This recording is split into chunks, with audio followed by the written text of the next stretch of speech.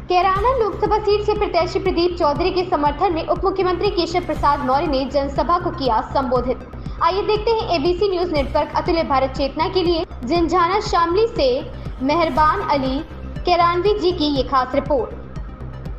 Kairana Lok Sabha seat से प्रत्याशी प्रदीप चौधरी के समर्थन में उप मुख्यमंत्री केशव प्रसाद द्वारा आरएसएस इंटर कॉलेज के मैदान में जनसभा को संबोधित करते हुए कहा कि जिस गाड़ी पर सपा का झंडा होगा उस गाड़ी में गुंडा होगा।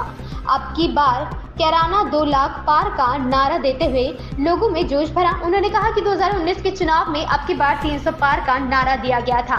आपने कैराना सीट से कमल खिलाकर देश को 303 सीट देकर भाजपा को पूर्ण बहुमत से जिताया था तथा वहीं उन्होंने 2024 के चुनाव में पश्चिम में आरएलडी के साथ होने पर और अधिक मजबूत बताते हुए कहा कि 2019 से बड़ी जीत 2024 में होनी चाहिए। सभा का संचालन रामजी लाल कश्यप ने किया। शनिवार दोपहर बाद भाजपा सरकार के उप मुख्यमंत्री केशव प्रसाद मौर्य हेलीकॉप्टर द्वारा मेरठ करनाल हाईवे स्थित आयुष्मान हॉस्पिटल में पहुंचे। वहां से कार द्वारा कस्बा स्थित आरएसएस इंटर कॉलेज के मैदान सभा स्थल पर पहुंचे, जहां पर कार्यकर्ताओं ने गर्मजोशी के साथ बुके तथा माला पहनाकर उप मुख्यमंत्री का जोरदार स्वागत किया। उन्होंने अपने संबोधन में कहा कि आपका आशीर्वाद लेने आया हूं। उन्होंने सपा सरकार के कार्यकाल पर तंज कसते हुए कहा कि जिस गाड़ी पर सपा का झंडा होगा उसी में गुंडा होगा।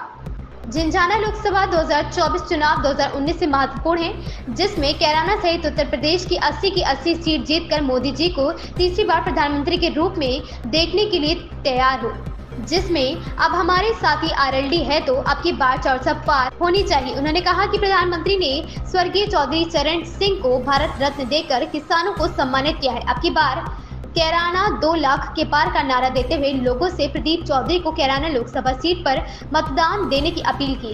सपा सरकार पर तंज कसते हुए कहा कि जनता में पहले अपराधी का खौफ था, जबकि भाजपा सरकार में अपराधी खौफ में रहते हैं। उनकी सरकार में दुकानों तथा प्लॉट पर कब्जा नहीं होता। सपा सरकार गुंडे माफिया का साथ देती थी।